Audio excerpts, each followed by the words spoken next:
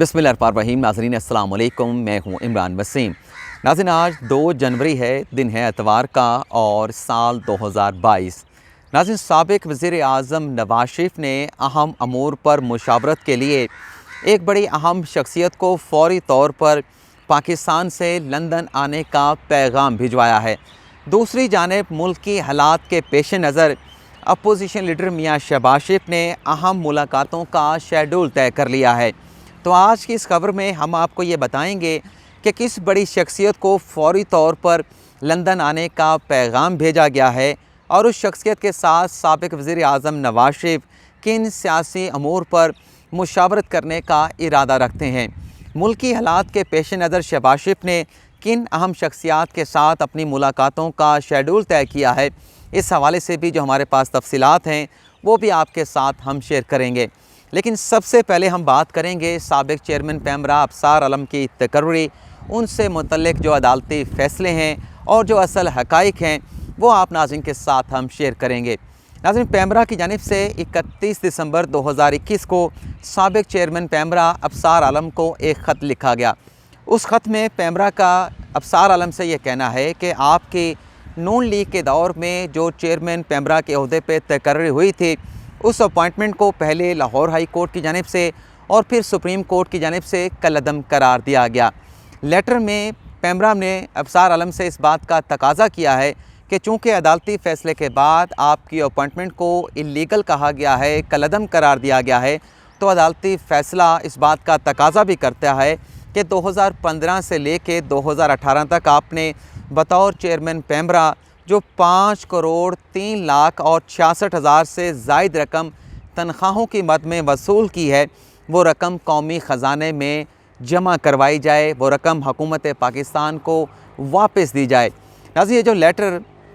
पैमरा की जानिब से अफसार आलम को जारी किया गया है, इस लेटर को लेके कल से अब तक सोशल मीडिया पे कोहराम बरपा है। एक वो लोग हैं जिनकी जानिब से ये कहा जा रहा है कि ये जो लेटर पैमरा ने अफसार आलम को जारी किया है, ये लेटर पैमरा की बदनीयती पर मबनी है। दूसरे वो लोग हैं जो ये कहते हैं कि चूँकि अफसार आलम की तकर्री को इलीगल कहा गया है, कलअदम करार दिया गया है, तो हुकूमत पाकिस्तान को ये जो 5 करोड़ से ज़ायद की रकम अफसार आलम को तनख्वाहों की मद में अदा की गई, ये रकम लाजमन अफसार आलम से वसूल की जानी चाहिए। ये तो नाज़रीन सोशल मीडिया पे जो जंग चल रही है उसका हमने ज़िक्र किया है, लेकिन अगर हकीकत की बात करें तो पैमरा की जानिब से जो फ़िगर दिया गया है 5 करोड़ 3 लाख 66,420 रुपये की रकम का, कि ये रकम अफसार आलम ने तनख्वाहों की मद में वसूल की है, ये फैक्चुअली अगर बात करें ये फ़िगर पैमरा की जानिब से जो दिया गया है ये बिल्कुल गलत है। क्योंकि अगर मजमूई तनख्वाहें अफसार आलम की बनाई जाएँ तो वो इतनी ही बनती हैं, लेकिन जो वो रकम घर लेके गए वो 3.25 करोड़ 3.5 करोड़ के करीब बनती है। क्योंकि जो तनख्वाह मिलती थी साबिक़ चेयरमैन पैमरा को, वो टैक्स डिडक्ट करने के बाद उन्हें दी जाती थी। लेकिन अब पैमरा ये कहता है कि बेशक टैक्स उस वक्त कलेक्ट कर लिया गया था, टैक्स उस वक्त डिडक्ट कर लिया गया था, लेकिन अब आपको ये रकम जो है वो टैक्स के साथ ही वापस करनी होगी। तो एक तो ये जो लेटर है ज़ाहिर नज़र आ रहा है कि बदनीयती पर मबनी है। दूसरी जो बात जो असल हकीकत है आप नाज़रीन के साथ मैंने शेयर करनी थी कि चाहे आप लाहौर हाई कोर्ट का फ़ैसला निकाल कर देख लें, चाहे आप सुप्रीम कोर्ट का फ़ैसला निकाल के देख लें, किसी फ़ैसले में भी अदालत की जानिब से ये नहीं कहा गया कि तकर्री तो हम कलअदम करार दे रहे हैं, लेकिन उसके साथ साथ अफसार आलम ने जो तनख्वाहें वसूल की हैं वो तनख्वाहों की रकम भी उनसे वसूल की जाए। इसके बाद हमने ये देखा था कि सुप्रीम कोर्ट ने जो अताउल हक कासमी केस में फ़ैसला दिया था उसमें वाज़ेह अदालती अहकामात मौजूद थे कि अताउल हक कासमी से, परवेज़ रशीद से और इसके साथ साथ फवाद हसन फवाद से और साबिक़ वज़ीर ख़ज़ाना इसहाक़ डार से जो 16 से 20 करोड़ के जो वाजिबात हैं, जो अखराजात हैं, वो वसूल किए जाएँ। लेकिन यहाँ पर जो अफसार आलम की तकर्री को इलीगल करार देने का फ़ैसला है, आप लाहौर हाई कोर्ट का फ़ैसला निकाल कर भी देखेंगे, आप सुप्रीम कोर्ट का फ़ैसला निकाल कर भी देखेंगे, तो ऐसी कोई डायरेक्शन आपको नज़र नहीं आएगी। लेकिन अगर हम हकीकत की एक और चीज़ भी आपके सामने पेश करें तो जो सुप्रीम कोर्ट का फ़ैसला है जिसमें अफसार आलम की तकर्री को कलअदम करार दिया गया है, उस फ़ैसले के ख़िलाफ़ अफसार आलम की जो रिव्यू पटिशन है, जो नज़रसानी की दरख्वास्त है, वो सुप्रीम कोर्ट में पेंडिंग पड़ी है। तो जब तक नज़रसानी की दरख्वास्त का फ़ैसला नहीं हो जाता तब तक भी ये रकम जो है पैमरा अफसार आलम को वसूल करने से मुतल्लिक़ कोई लेटर नहीं लिख सकता। इसी के साथ साथ एक इस्लामाबाद हाई कोर्ट का एक फ़ैसला भी है, और वो फ़ैसले का जो टाइटल है अली अरशद हकीम उस केस का टाइटल है, जिसमें इस्लामाबाद हाई कोर्ट ये करार दे चुकी है कि अगर इस तरह के मामलात में किसी की अपॉइंटमेंट को अदालत कलअदम करार देती है तो उससे जो वाजबात हैं वो वसूल नहीं किए जा सकते। और इस्लामाबाद हाई कोर्ट का अपने फ़ैसले में ये भी कहना है कि अगर उस शख्स की जिसकी तकर्री कलअदम करार दी जाए उससे अगर वसूल की गई तनख्वाहें भी वापस ली जाएँ तो ये फ़ोर्स लेबर की मद में आएगा। तो ये अदालत का फ़ैसला मौजूद है। अब अगर पैमरा की जानिब से ये ख़त लिखा गया है तो जो 3 साल तक अफसार आलम ने बतौर चेयरमैन पैमरा खिदमात सर अंजाम दी है, तो वो जो उन्होंने टाइम सर्व किया है, वहाँ पर अपना टाइम गुजारा है, 3 साल एक इदारे को दिए हैं, तो वो कहाँ पे जाएंगे? तो ये फ़ोर्स लेबर की मद में आएगा। यहाँ पर आपके साथ एक बड़ी अहम खबर भी शेयर कर लेते हैं। ज़राए की जानिब से बताया गया है कि चूँकि अदालती फ़ैसले में तो ऐसी कोई डायरेक्शन मौजूद नहीं है कि अफसार आलम से ये रकम वसूल की जाए, लेकिन पिछले कुछ सालों से, कुछ अरसे से वज़ारत इत्तलात व नशरियात की जानिब से बार बार दबाव डाल के पैमरा से कहा गया कि आप अफसार आलम को ख़त लिखें और अफसार आलम को ये कहा जाए कि आप ये जो रकम है 5 करोड़ से ज़ायद तनख्वाहों की मद में जो आपने वसूल की है, ये रकम आपको जमा करवानी होगी। ज़रा ये बताते हैं कि वज़ारत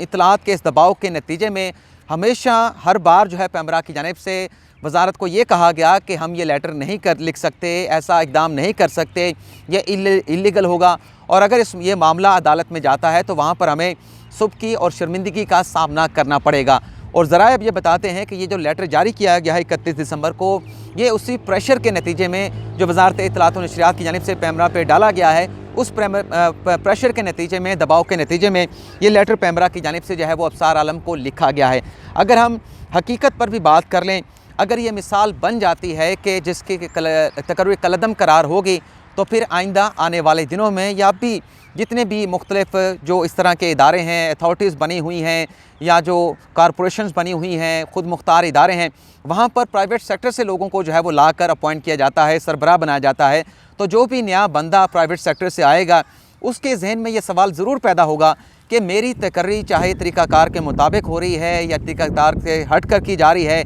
मेरी अहलियत को देखा जा रहा है और मैं ये काम कर सकता हूँ। लेकिन आए रोज़ जो इस तरह की दरख्वास्तें अदालतों में दायर करके ऐसे ओहदों की जो तकर्री होती है उसे चैलेंज कर दिया जाता है, तो फिर वो शख्स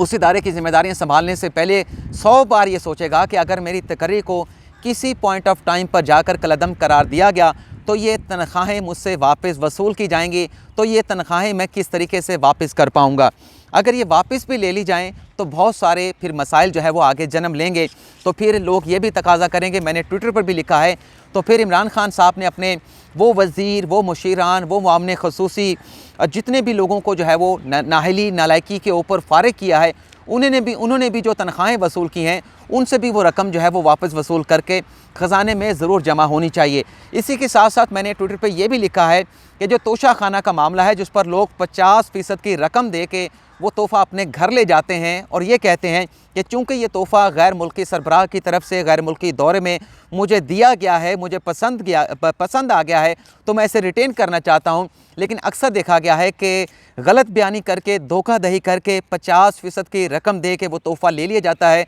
और फिर इस तोहफ़े को मार्केट में सेल करके 50% उस पर प्रॉफिट कमा लिया जाता है। हालांकि होना तो फिर ये चाहिए कि जब आपने ये कमिटमेंट दी है कि आप इस तोहफ़े को रिटेन करना चाहते हैं तो फिर आप उसे फ़रोख्त नहीं कर सकते। तो इस पर भी फिर हुकूमत पाकिस्तान को सोचना चाहिए कि किस तरीके से ये 50% की तोशा खाना के तहफ़ के मामलात में इन्वेस्टमेंट करके 50% का खालिस नफ़ा कमा लिया जाता है, तो ये भी गैर कानूनी है। इस पर भी कोई ना कोई डायरेक्शन किसी अदालत की या हुकूमत पाकिस्तान की या वज़ीर-ए-आज़म पाकिस्तान की ज़रूर आनी चाहिए। अब हम बात कर लेते हैं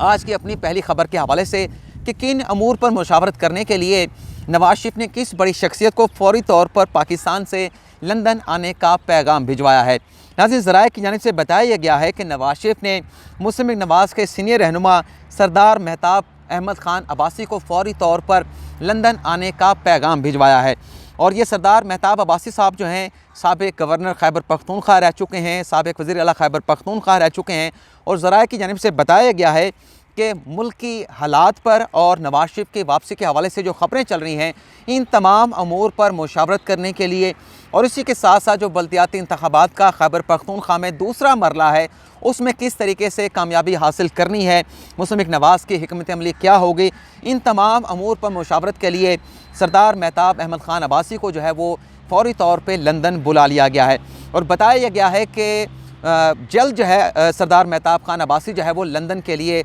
नवाज़ शरीफ के साथ मुलाकात करने के लिए रवाना हो जाएंगे। और इस अहम पैगाम को, मुलाकात के इस अहम पैगाम को इस तनाज़ुर में भी देखा जा रहा है कि इससे पहले अय्याज़ सादिक साहब लंदन गए थे, यहाँ से वो कुछ नाराज़ जो हुकूमत के अरकान हैं उनकी फ़हरिस्त भी लेके गए थे। तो उस मुलाकात के बाद इस जो पैगाम भेजा गया है सरदार महताब ख़ान अब्बासी को, इसे बड़ी अहमियत दी जा रही है, बड़ी फ़ैसला कुन नज़रों से जो है इस मुलाकात और इस पैगाम को देखा जा रहा है। अगर हम शहबाज शरीफ के हवाले से बात कर लें कि उनकी किन अहम शख्सियात के साथ मुलाकातों का शेड्यूल तय कर लिया गया है या शेड्यूल तय किया जा रहा है, तो इस हवाले से बताया ये जा रहा है कि मुस्तफ़ा नवाज़ ने यह फ़ैसला किया है कि जो हुकूमत मिनी मनी बजट पार्लियामेंट से पास करवाना चाहती है, इस रास्ते को रोकने के लिए, इस मिनी मनी बजट को रोकने के लिए कोशिशों का आगाज़ इस तरीके से कर दिया गया है कि जो अय्याज़ सादिक हैं, जो साद रफ़ीक हैं और जो एहसन इकबाल हैं, उन्हें ये ज़िम्मेदारी सौंपी गई है कि आप GDA के साथ मुलाकात करें, MKM के साथ मुलाकात करें और इसके साथ मुस्लिम काफ के साथ मुलाकात करें और उन्हें कन्वेंस करें कि ये जो हुकूमत मनी बजट के ज़रिए हुकूमत पर, पाकिस्तान के 22 करोड़ आवाम पर माली बोझ डालना चाहती है, इस मिनी बजट को किसी तरीके से रोका जाए, हुकूमत के इत्तेहादियों को कन्विंस किया जाए। और ज़रा ने बताया है कि ये जो 3 शख्सियात हैं मुस्तफ़ा नवाज़ की, एहसन इकबाल, साद रफ़ीक और अय्याज़ सादिक को टास्क दिया गया है कि वो इत्तेहादियों के साथ राब्ते करेंगे, उन्हें कन्विंस करेंगे और फिर इसके बाद जो अपोजिशन की सियासी जमातों के सरबराहान हैं और जो हुकूमती इत्तेहादियों के अहम रहनुमा हैं कौमी असम्बली में, उनके साथ जो है वो शहबाज शरीफ आइंदा हफ्ते बड़ी अहम मुलाकातें जो है वो करने जा रहे हैं। तो ये नाज़रीन आज का हमारा वीलॉग, उम्मीद करते हैं कि आपको पसंद आया होगा। जाने से पहले उन दोस्तों से दरख्वास्त करेंगे जिन्होंने अभी तक हमारा चैनल सब्सक्राइब नहीं किया, वो चैनल को सब्सक्राइब कर लें, बेल आइकॉन का बटन भी ज़रूर प्रेस करें। अल्लाह ताला आपका हामी और नासिर हो, अपनी दुआओं में याद रखिएगा। अल्लाह हाफ़िज़।